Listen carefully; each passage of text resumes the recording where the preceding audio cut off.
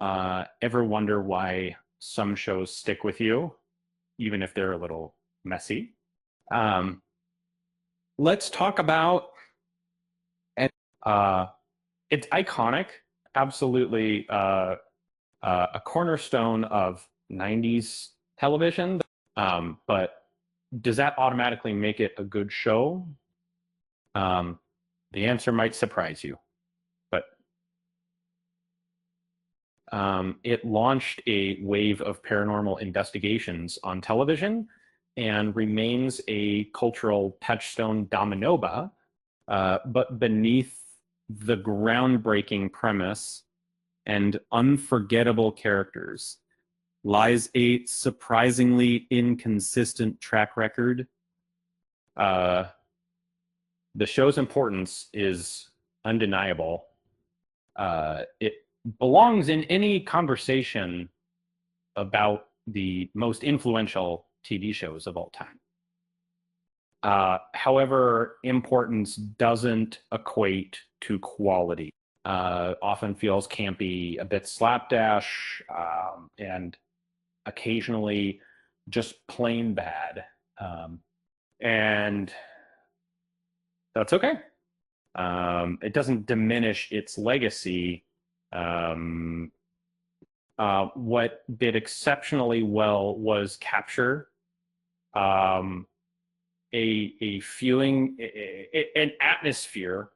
The premise was simple. Two FBI agents investigating the unexplained, add a government conspiracy and a spark of chemistry between the leads. The result was a show you craved, even if the plots were often shaky. If you're grading episodes, expect a solid C average, a few A's, a lot of B's and C's, and a sprinkling of F's. And the show's fast-paced production schedule, 20 to 25 episodes per season, meant scripts were often turned around in just over a week. But revisions happened during filming, and again in editing, which is kind of, it wasn't possible for every episode to be a masterpiece. But ironically, that ambition to be edgy, shocking, different is what made it special. Even with the behind the scenes limitations, the original was a product of its time, informal and revolutionary single terms, budgetary constraints, 90s special effects, and network censorship all played a role. A reboot would have a chance to be truly great, unburdened by those limitations.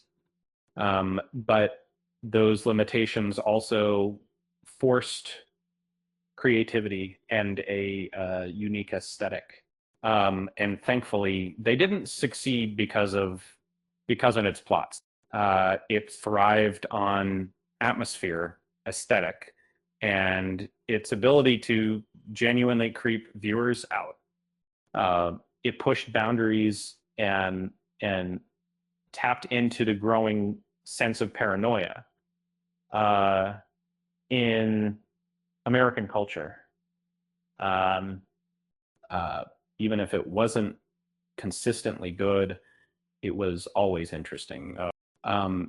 There are a few truly exceptional episodes, like Clyde Bruckman's Final Repose, a third season gem written by Darren Morgan. It's comedic, tragic, and a masterful take on precognition. And it's a high bar the show rarely reached, and deserves its iconic status, but it's also okay to acknowledge it as the campy BTV legend that it is.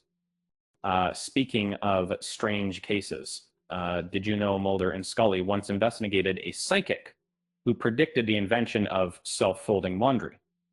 Um, there's a similar to do with the I really access that. Uh, with that said, thanks for watching, and until next time.